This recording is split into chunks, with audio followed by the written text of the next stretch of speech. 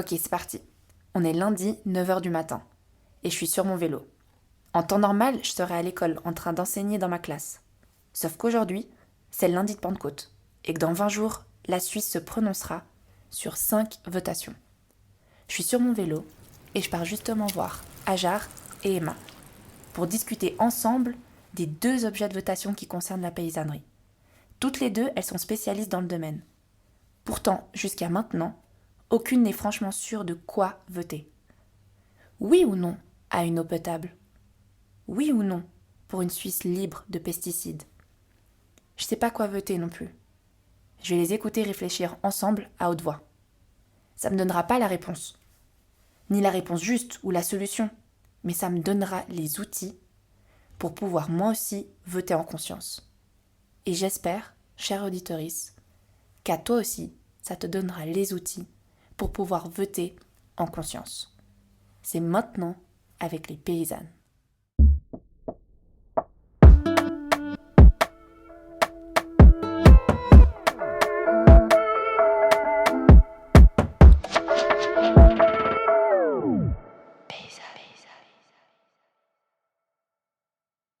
Ok, c'est parti pour ce premier épisode paysanne. J'ai envie de rentrer dans le vif du sujet, mais déjà, est-ce qu'on peut définir les termes de nos 2 initiatives? Oui, alors je vais commencer en fait par vous parler de l'initiative pour une Suisse libre de pesticides de synthèse.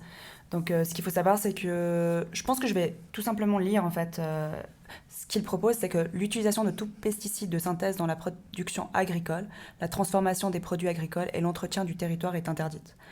L'importation à des fins commerciales de denrées alimentaires contenant des pesticides de synthèse ou pour la production desquels des pesticides de synthèse ont été utilisés est interdite, tout simplement.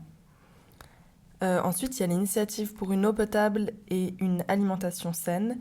Alors, celle-ci, ça réserve les paiements directs aux exploitations qui n'utilisent pas d'antibiotiques à titre prophylactique. Prophylactique, ça veut dire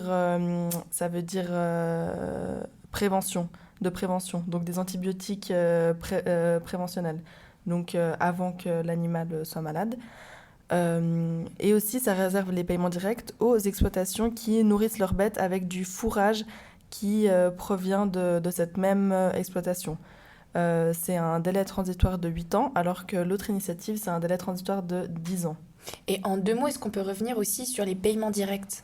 Oui, alors en fait, les paiements directs, c'est une contribution de la Confédération à l'agriculture pour tout ce que les paysans-paysannes ne reçoivent pas à travers leur production. Donc en fait, les paiements directs, ça subventionne environ 60% de l'agriculture suisse. Plus de la moitié. Plus de la moitié, ouais. Et puis, du coup, ces dernières semaines, on a vu les affiches des différents partis. Il y avait notamment l'affiche du bébé avec les pesticides collés au ventre. Et puis également l'illustration avec les différentes personnes qui parlent du sacrifice des produits locaux, des milliers d'emplois. Ces affiches, elles vous ont fait penser à quoi? Est-ce qu'elles ont résonné en vous? Qu'est-ce que vous avez pensé de ces affiches? Elles sont marquantes, assez choquantes, mais c'est le but d'une publicité, comme on en parlait avec Emma, finalement. Je sais pas ce que t'en penses, mais... En fait, je trouve que ça traduit bien le fait que ces initiatives sont très émotionnelles et assez violentes, en fait, quelque part, parce que les avis des uns et des autres sont très fortement critiqués par l'extrême inverse. Et par exemple, de mettre un bébé avec des noms de pesticides sur le ventre, c'est très choquant, ça appelle à l'émotionnel, etc. C'est fait pour choquer. Et c'est ce qu'on voit en fait dans ces initiatives, c'est que l'accent est mis sur la santé humaine. Alors que je trouve qu'on parle plutôt de santé de l'environnement, mais qu'on sait que si on parle de la biodiversité, etc., ça touche moins les gens que si on voit un bébé qui peut être le nôtre, qui bouffe des pesticides. Je sais pas si c'est mon côté poisson, mais moi j'ai vu le bébé avec l'affiche sur le ventre, j'étais ah oui c'est vrai, aou, aou.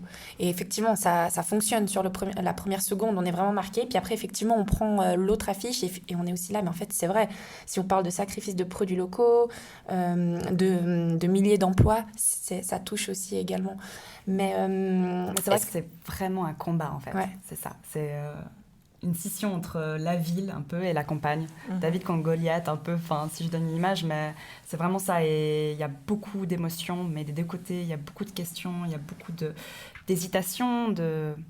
C'est assez complexe, c'est vraiment complexe pour tout le monde et même pour nous en tant que... Et surtout, ce que je trouve, c'est que si l'accent est mis sur la santé, parlons santé, mais parlons pas que des pesticides. Parlons du système, comme je disais à Ajar tout à l'heure, du système capitaliste qui nous fait travailler 50 heures par semaine. Parlons de la pollution de l'air, parlons des pharmaceutiques.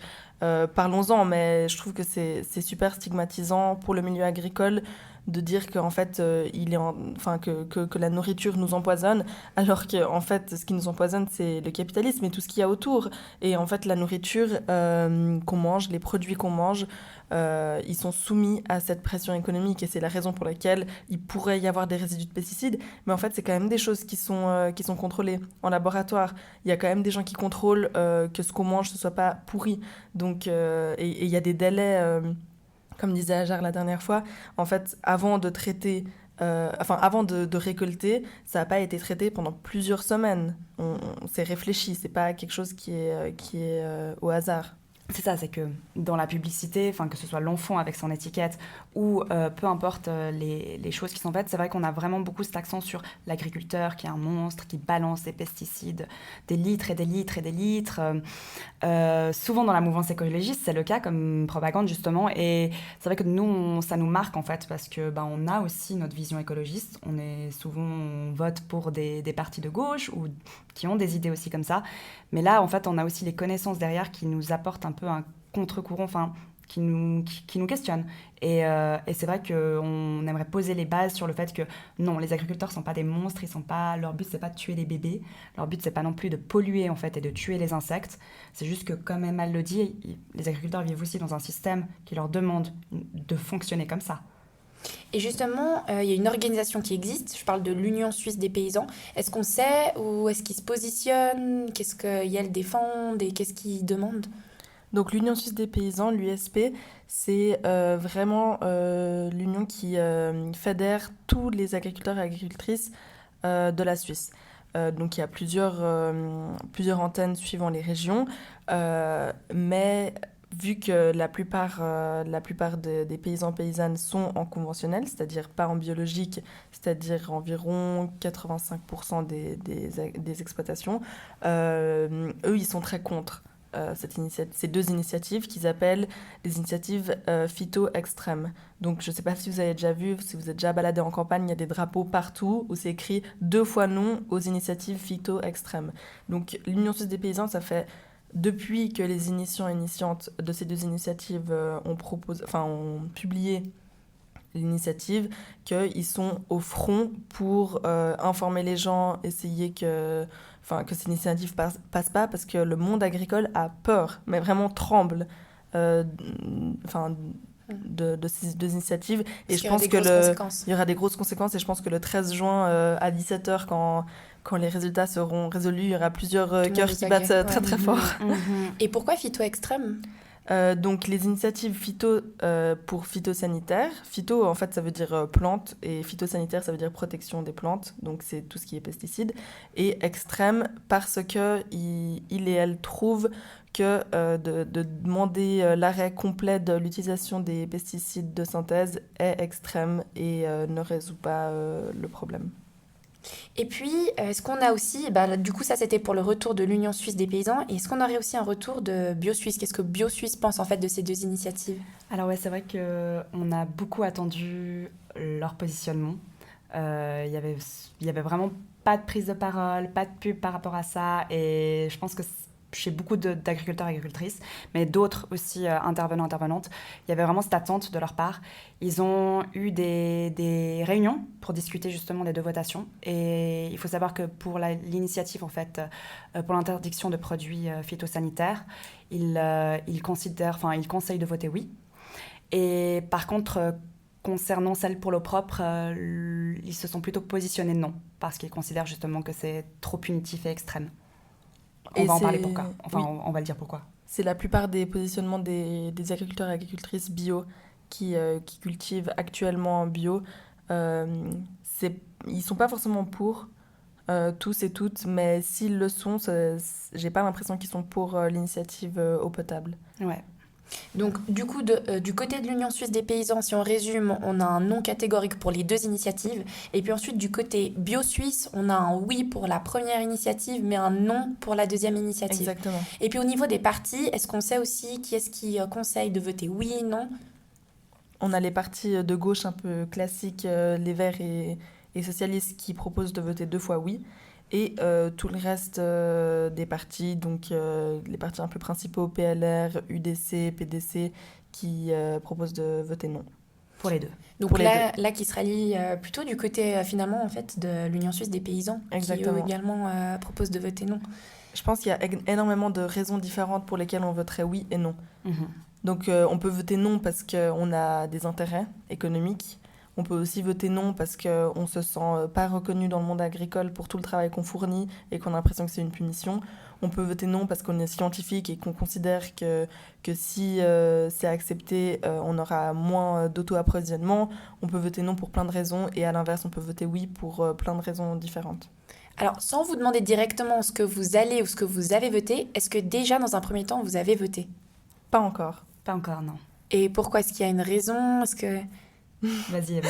On en parlait tout à l'heure, c'est trop marrant parce que moi, depuis que je peux voter, donc depuis mes 18 ans, à chaque fois que je reçois l'enveloppe, j'ai tellement envie de voter et j'ai tellement pas envie de me faire influencer par toutes les discussions que je pourrais avoir que je reçois, je vote et je vais directement dans une boîte postale et puis je poste mon enveloppe. Mais vraiment dans la minute près. Et là, je l'ai reçue et elle est sur mon bureau depuis une semaine et je suis là genre... Mon Dieu, mon Dieu, mon Dieu, mon Dieu. Et en fait, c'est vraiment... et pas seulement pour ces deux initiatives, on vote sur des trucs super importants ce 13 juin. Genre vraiment, au niveau fédéral, là, ça y va. C'est quoi. lourd. Ouais, Et non, puis ouais. toi, Ajar? À l'inverse, moi j'ai plutôt tendance à laisser. Je suis du côté des procrastinateurs, on va dire ça comme ça. Donc remettre au lendemain, puis genre samedi soir, aller, pour ceux qui viennent de Lausanne, sur la place de la Palue, poster la lettre à l'hôtel de ville directement parce que t'as pas le choix. Et là, en fait, c'est fou, mais depuis que je l'ai reçu, j'hésite vraiment à voter le plus vite possible pour rester sur mes premières idées, mais en même temps, j'hésite. Enfin, et c'est drôle parce que ouais, on Du en coup, vous discute adoptez avant. des stratégies différentes. C'est ouais. ça, c'est ça. Totalement. Et puis aussi, j'avais envie de poser cette question. Est-ce qu'il y aurait des outils à partager, des infos à partager pour les personnes qui ont aussi également envie de voter en conscience pour ces initiatives du 13 juin? Il y a tout d'abord les recommandations du Conseil fédéral qui publie quand même les arguments pour et contre. Il y a EasyVote qui est en fait une sorte de questionnaire pour savoir qu'est-ce que tu penses de telle et telle idée, etc. et qui te guide plutôt vers une recommandation oui ou non selon tes idées et pas selon la couleur politique que tu as. Et après, il y a aussi, par exemple, comme je disais, non aux initiatives phyto. Ils ont un site internet où ils publient toutes les raisons pour lesquelles ils trouvent que c'est des initiatives extrêmes. Il y a aussi le site qui s'appelle Pesticides en question, pesticides au pluriel-en-question.ch, qui est en fait un site internet avec... il me semble que c'est 5 personnes qui sont soit scientifiques, soit paysans, paysannes, qui sont plutôt pour ces deux initiatives et qui expliquent pourquoi, qui expliquent qu'est-ce que c'est un pesticide, etc., etc. Et puis je rappelle que du coup, toutes ces infos que tu viens de nous donner, elles seront notées aussi en barre d'infos. Donc vous pourrez les retrouver, chers auditeurs, en barre d'infos, que ce soit dans n'importe quelle application d'écoute. Et puis d'ailleurs, EasyVote, que ce soit pour ces votations ou une prochaine votation, je trouve que le site il est super bien fait. On a regardé les 3 ensemble. Et puis ça vulgarise assez bien les objets de votation. Donc aussi une habitude à regarder pour une prochaine fois, qui sait. Et puis du coup, on peut rentrer aussi sur ce vif du sujet. Qui sont les personnes qui vont être directement concernées par ces votations si elles sont acceptées? Les agriculteurs en premier. Enfin, on va pas se leurrer. C'est aussi un des premiers arguments contre ces votations. Et c'est aussi la raison pour laquelle elle est aussi... tendue en fait, c'est juste cette notion en fait de la vision qu'on a des paysans déjà de base, des agriculteurs, des agricultrices, et aussi en fait l'idée qu'ils ont peur aussi parce qu'ils vivent déjà une misère assez intense. J'aimerais bien Emma que tu parles un peu de ça, surtout avec la notion de salaire et tout, parce que je sais que tu as un peu des connaissances sur ça. En fait, quand on regarde les salaires médians en Suisse, salaire médian, c'est pas la moyenne, mais c'est donc 50% ont au-dessous de ce salaire et 50% au-dessus, c'est environ 6 000 francs. Et le salaire médian paysan, c'est vraiment 2 000, 3 000 francs en dessous de ça. Donc en fait, c'est vraiment un secteur qui est pauvre, qui est assez misérable quand on compare le salaire qu'ils ont et le nombre d'heures de travail que ça représente. Encore plus pour les ouvriers et ouvrières agricoles qui sont en général pas régularisés, qui sont pas suisses et qui ont un salaire entre 13 francs et 17 francs de l'heure selon les cantons. Et du coup, en fait, c'est un monde qui manque de reconnaissance, parce que la reconnaissance passe actuellement à travers l'argent. Et du coup, c'est super, comme je disais tout à l'heure, c'est très émotionnel de parler tout ça, parce que pour eux et elles, c'est une attaque personnelle. C'est vraiment, on vous nourrit, on reçoit presque rien en retour, et en plus de ça, vous nous dictez comment le faire, alors que c'est notre métier. Mm. Et qui sont les personnes qui ont proposé ces deux initiatives? Alors là, c'est intéressant parce que pour les deux, c'est assez différent. Alors pour l'initiative pour l'eau propre, c'est 7 citadines citadins suisses alémaniques. Citadins, du coup, ouais. Ouais, citadins, ouais. Exactement, citadines citadins, ouais. Et ils vivent en fait donc en ville, et c'est des personnes qui ne sont pas forcément liées à l'agriculture, mais qui ont une certaine conscience écologique, d'où l'intérêt de cette votation. Et par contre, l'initiative pour l'interdiction des produits phytosanitaires de synthèse, là c'est un comité en fait qui provient de la Suisse romande et qui contient des agriculteurs, agricultrices et des scientifiques. Donc ça change un peu la notion de... Enfin, ça montre aussi un peu peut-être, on va en discuter juste après, mais les différences entre les deux initiatives en fait, et puis les deux visions différentes, on va dire ça comme ça.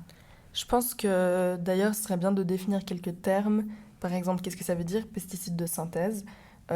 Donc, quand on parle de pesticides, c'est l'ensemble des produits qu'on appelle phytosanitaires, c'est-à-dire on parle d'herbicides, d'insecticides, d'arachnicides, on dit comme ça. Hein. Ouais, c'est ça, ouais. C'est tous les produits qui servent à protéger et à traiter les plantes pour qu'elles ne tombent pas malades, qu'il y ait plus de rendement en fait. Donc un pesticide, ça inclut tout ça. Ensuite, pesticide de synthèse, ça veut dire que la molécule active dans le produit a été créée en laboratoire. Donc elle peut provenir d'une substance naturelle, mais tant qu'elle est recréée et synthétisée en laboratoire, ça va être un pesticide de synthèse. Donc je disais aussi en parlant avec Inès et Ajar qu'on a des pesticides naturels qui sont donc utilisés en agriculture biologique avec une molécule active qui provient par exemple d'une fleur, la chrysanthème, qui s'appelle le pyrètre. Donc ça, c'est un produit insecticide. Et en fait, on peut l'utiliser en bio. C'est très ravageur. C'est vraiment pas du tout bien pour tous les insectes, tout l'ensemble des insectes, pas seulement ceux qu'on veut éliminer, par exemple les pucerons. Et en fait, en agriculture conventionnelle, il est aussi utilisé, sauf qu'il est moins cher et il est synthétisé en laboratoire. Mais c'est exactement le même principe actif, seulement qu'il y a une fois, il est naturel, il est vraiment extrait naturellement de la fleur, et l'autre fois, il est synthétisé en laboratoire. Mais finalement, ces deux initiatives, elles ont l'air de la même famille. C'est quoi les principales différences? Alors en fait, ce qui est intéressant, c'est vraiment cette idée que l'eau propre... C'est vrai que même personnellement, je ne sais pas ce qu'Emma en pense, mais ouais, effectivement, elle est très punitive en fait et vraiment axée sur les agriculteurs, agricultrices. Et ça, c'est assez problématique dans le sens où on a vraiment l'impression que, comme Emma l'a dit en fait, déjà la situation des paysannes, paysans est problématique. C'est une situation très précaire et du coup, on replonge en fait encore plus, on punit encore plus, comme si finalement les agriculteurs étaient vraiment des monstres, des méchants. Interdire les paiements directs, c'est-à-dire les subventions à l'agriculture suisse pour ceux qui utiliseraient justement des produits phyto, c'est extrême, c'est très punitif et ça c'est assez problématique parce que ça démontre peut-être aussi un manque de connaissances ce fossé qu'il y a entre les citadins, citadines et les agriculteurs, agricultrices, et ce manque de connaissances peut-être qui amène à proposer ce genre de lois qui sont peut-être moins réfléchies sur l'entièreté du contexte que par exemple la deuxième initiative qui, elle, propose d'interdire tous les produits phytosanitaires. Donc là, on prend en compte aussi les CFF, par exemple, enfin nos ferroviaires, parce qu'il faut savoir que c'est aussi un gros utilisateur de produits phyto, les herbicides, parce que les mauvaises herbes poussent dans les rails. Donc on traite avec les wagons qui passent en fait avec du Roundup. Et en fait, d'autres personnes, enfin les jardins aussi, les villes et jardins, les horticulteurs, horticultrices, enfin, c'est d'autres domaines qui utilisent aussi, et donc là c'est beaucoup plus global, et ça comprend aussi l'idée d'importation, mais ça comprend pas la notion de fourrage. Ça aussi c'est, enfin, la question de l'eau propre, il y a aussi cette notion de la localité du fourrage, enfin, qui provient du même site, qui peut être problématique, et c'est ce qu'Emma disait juste avant en discutant, c'est l'idée de l'incompréhension peut-être de cette notion, dans le sens où si on l'étend au national, c'est beaucoup plus raisonné, on va dire ça comme ça. Effectivement, ça aurait une raison beaucoup plus... Enfin, elle serait beaucoup plus raisonnée, on va dire ça comme ça, parce que c'est extrêmement difficile de contenir, enfin, de garder son cycle et d'avoir l'entièreté de son fourrage pour son cheptel. Le but, c'est aussi de diminuer le cheptel, c'est ce qu'il disait comme argument. Mais ça implique tellement de choses, ça implique des choses beaucoup plus globales, ça implique des changements d'alimentation aussi, ça veut dire qu'il faudra qu'on mange moins de viande. Donc ouais. Et le cheptel, je suis désolée, t'arrives à nous définir? Je parle de cheptel parce que je préfère plutôt que de tête de bétail, ouais. de genre de mots, mais en fait c'est juste en fait le nombre en fait d'animaux que tu as dans ton exploitation, okay, en fait. Ouais. Et du coup moi je me pose la question, est-ce que ces deux initiatives elles sont dépendantes, indépendantes l'une de l'autre? Est-ce que si l'une elle est acceptée, ça a des conséquences sur la première même si elle est refusée? Bah en fait l'initiative libre de pesticides de synthèse, celle-ci, ce serait vraiment une interdiction globale sur tout le territoire suisse et les importations d'avoir et de mettre des pesticides de synthèse. L'initiative pour l'eau propre, c'est pas interdit, mais par contre, si tu le fais, t'as pas les paiements directs. Et du coup, elles sont complètement indépendantes et elles ont une idéologie qui est assez différente, mais je dirais que celle de l'eau propre, elle va plus loin, elle est plus restrictive et elle est plus punitive. Et ce que je trouve aussi, c'est que celle de l'initiative pour l'eau propre, ça veut dire que les personnes qui n'ont pas besoin des paiements directs, qui sont déjà très stables financièrement et économiquement, peuvent dire « Ah, mais moi, je peux polluer, j'ai pas besoin des paiements directs ». Donc, en fait, c'est quand même assez pervers, parce que ça veut dire que les gens qui s'en sortent bien peuvent s'en sortir encore mieux, et les gens qui sont dépendants des paiements directs, eh ben, ils sont obligés de se soumettre à ces règles. Et de nouveau toucher. Alors, avant de terminer, moi j'avais envie de faire un tour de table avec la météo de votation des trois personnes, de nous trois. Donc, autour de cette table, est-ce que vous pouvez nous en dire plus? Qu'est-ce que vous allez voter finalement dans ce bulletin de vote du 13 juin? Alors, pour ma part, du coup, je vais voter non pour l'eau propre, c'est sûr, parce que effectivement, c'est vraiment ce côté punitif qui me bloque énormément, et ce manque de connaissances et de contexte qui fait qu'elle est un peu plus problématique, et elle implique des enjeux. Et la deuxième, en fait, je suis en énorme hésitation. Au début, j'étais vraiment un non catégorique ou blond. Maintenant, je sais pas, mais honnêtement, en fait, ça pose plein de questions. Toutes ces deux questions, elles posent des questions beaucoup plus globales, parce qu'en fait, j'ai l'impression qu'on essaie de régler la solution en mode problème A, solution B, alors que l'agriculture, comme l'environnement, il faut les voir comme des écosystèmes. C'est pas juste une ligne, en fait, c'est pas linéaire, c'est des toiles, en fait, de conséquences qui fait que si tu touches quelque chose, forcément que tu vas perturber tout le reste.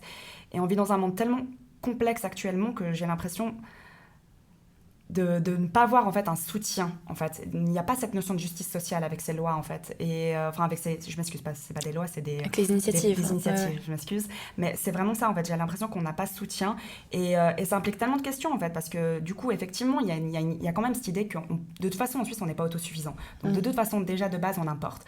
Maintenant, si on n'importe que des produits qui sont issus d'agriculture sans produits de synthèse, en fait je trouve ça extrêmement pervers dans le sens où ça va impliquer quand même effectivement plus de territoires utilisés, mais plus de territoires utilisés à l'étranger. Mais où à l'étranger? Parce que je veux dire, c'est pas on va pas aller louer des terrains en France ou en Italie, on va aller louer des terrains de plus en plus en Roumanie, donc en Europe de l'Est, je m'excuse, ou dans d'autres régions, enfin des régions qui ont déjà aussi des problématiques de néocolonialisme, en Afrique, en Amérique latine, en Asie. Et pour moi, en fait, c'est ça qui m'oppose plutôt au non. C'est le fait qu'on a vraiment cette idée, je sais qu'on vote pour la Suisse, effectivement, mais la Suisse a aussi des impacts à l'étranger. Et quand je vois que on va voter oui pour ne plus manger en fait nos fruits et légumes qui contiennent des pesticides, mais que Syngenta, une entreprise suisse, continue à vendre des pesticides dont le paraquat qui peut tuer je ne sais pas combien de personnes et qui est ultra toxique à l'autre bout du monde, mais qui est interdit depuis 1989 en Europe. Voilà, c'est des questions beaucoup plus globales, mais pour moi, la notion d'agriculture ne peut pas se faire sans cette notion de justice sociale de l'humain, en fait. Parce que l'humain, il va aussi devoir survivre avec l'environnement, et je pense que c'est vraiment ce mélange des deux qui ferait que ça aurait été une bonne initiative si on avait pris cette notion d'accompagnement des agriculteurs. Parce que du coup, nous, pour rappel, si ces votations sont acceptées, donc pas de pesticides sur notre territoire suisse, par contre, ça n'empêche pas les entreprises suisses de vendre leurs produits, donc à base de pesticides, à l'étranger. Ah oui, non, pas du tout. Il y a aucune notion de ça. C'est vraiment... Et c'est ça, c'est encore un peu cette idée d'individualisme et d'occidental-centré. Enfin, c'est un peu violent. C'est un peu violent. Et comme tu dis, de néocolonialisme.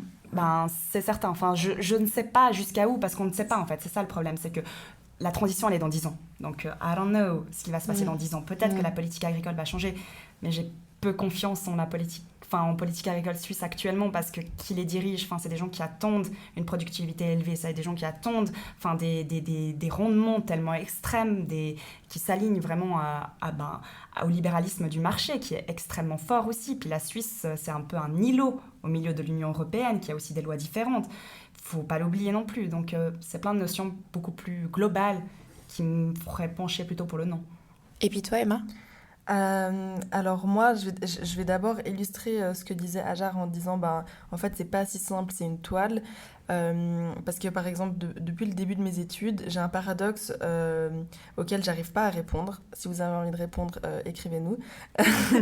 Parce que on parle beaucoup de préservation des sols, parce que les sols, de manière générale, sont maltraités et très pollués, très tassés. Donc les sols agricoles, mais aussi rien qu'en ville, quand on y pense, on a du goudron. À la base, c'est pas du goudron, c'est de la terre, quoi, il y a en dessous. Et en fait, les sols, ils supportent pas une charge très lourde sur eux. Et ça veut dire que en agriculture biologique, pour désherber, parce que c'est un des plus grands problèmes de l'agriculture de manière générale, c'est les mauvaises herbes.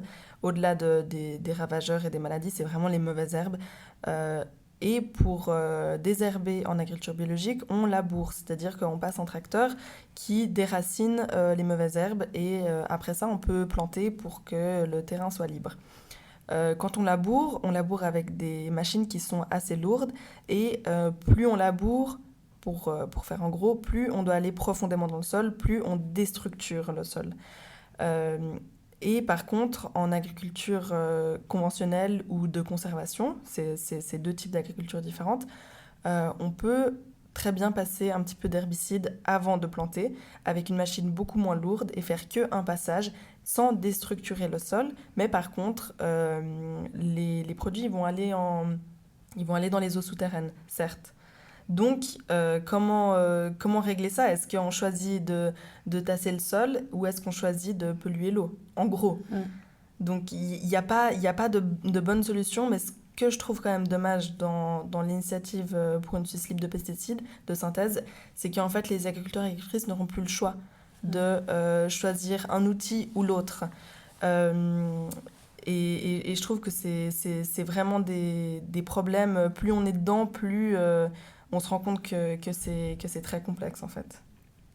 Et du coup, ça m'amène à qu'est-ce que je veux voter. C'est super... c'est vraiment très compliqué pour moi. C'est vraiment des idéologies qui s'entrechoquent dans ma tête, parce que moi, j'ai toujours voté de gauche. J'ai toujours fait comme ça. Parfois, quand je connaissais pas les initiatives, je me suis pas trop penchée dessus. J'ai voté comme les Verts ou les socialistes en me disant que c'était des gens qui avaient les mêmes valeurs que moi. Et là, je me rends compte que peut-être que j'ai fait de la merde pendant, pendant 7 ans, pendant 7-8 ans, parce qu'en fait, là, pour le coup, je suis pas forcément d'accord avec la gauche. Je me dis que c'est plutôt élitiste et assez naïf et justement très citadin de faire comme ça. Et du coup, je pense voter bien sûr non pour l'eau propre, parce que je trouve que c'est vraiment punitif et très contraignant. Et en réfléchissant beaucoup, tadadam, un roulement de tambour, je pense quand même voter oui pour une Suisse libre de pesticides de synthèse, parce que je me dis que des fois, il faut un coup de pied dans la fourmilière pour que les choses changent. Et dans tous les cas, quels que soient les résultats, je me dis que c'est bien que les gens en parlent, que les gens se rendent compte que c'est un milieu à part entière et qu'il faut en parler en fait. Il faut en parler. Peut-être que dans le monde agricole, ça a quand même créé quelque chose où les agriculteurs et agricultrices se parlent entre eux et elles. Et dans ce cas-là, je me dis c'est bien, mais voilà, avec presque un peu à contre-corps, je me dis quand même il faut voter oui pour une Suisse libre de pesticides de synthèse. C'est la première fois qu'on l'entend se positionner dessus depuis le temps qu'on en parle. Ouais, donc c'est là, c'est ça vraiment vient. roulement de tambour. Et puis là, on a eu sa décision. Et je suis grave à la soutenir, en fait, parce que vraiment, c'est difficile de se positionner. Ouais. Et ouais, il faut pas oublier. Le mot coup de pied dans la fourmilière, j'aime beaucoup. J'aime beaucoup parce que ça implique beaucoup de choses, en fait. Parce que moi, j'ai peut-être peur, c'est peut-être mon anxiété qui me dit non, non, non, non. Mais d'un autre côté, je me dis, ben, effectivement, ça va peut-être booster les choses en avant, la recherche, tout sur le bio, sur d'autres choses, en fait, sur d'autres pratiques. Donc pourquoi pas, enfin, et ça me donne encore plus envie d'hésiter. Enfin, voilà, voilà, vous voyez, j'ai pas l'impression qu'on est beaucoup plus... Et ce que je veux dire aussi, ce que je voulais dire avant, ce que j'ai pas dit, c'est qu'actuellement, l'agriculture en Suisse est quand même assez... Il y a un garde-fou vraiment, que ce soit dans la politique agricole pour recevoir les paiements directs ou dans tous les programmes, ce qu'on appelle les PAN, c'est les programmes d'agriculture nationale, non, plan d'action national, pour en fait faire une utilisation des pesticides raisonnable. Et du coup, il y a aussi le programme Extenso, par exemple, pour ceux et celles qui connaissent. Tout ça pour dire qu'il y a quand même des gens qui réfléchissent à réduire l'impact environnemental et c'est pas laissé au hasard. Donc même si on votera non, double non à ces initiatives, même si c'est ça le résultat, sachez que vous n'allez pas manger des pesticides à tout va et que vous n'êtes pas en train de mourir de ça. Si vous êtes en train de mourir, c'est d'autres choses, je pense. D'autres choses avant. Ouais. Enfin, c'est les agriculteurs en fait qui souffriraient le plus des pesticides parce que eux, ils y sont exposés tout le temps de façon brute. Mais en tant que consommateur et consommatrice, on est quand même très peu exposés. Alors, chers auditeurs, c'était le premier épisode des Paysannes. On vous laisse là-dessus. On vous laisse avec votre bulletin de vote. On vous laisse, on espère, avec des informations qui vous permettront de voter en conscience. Et rendez-vous dans 2 semaines pour le prochain épisode.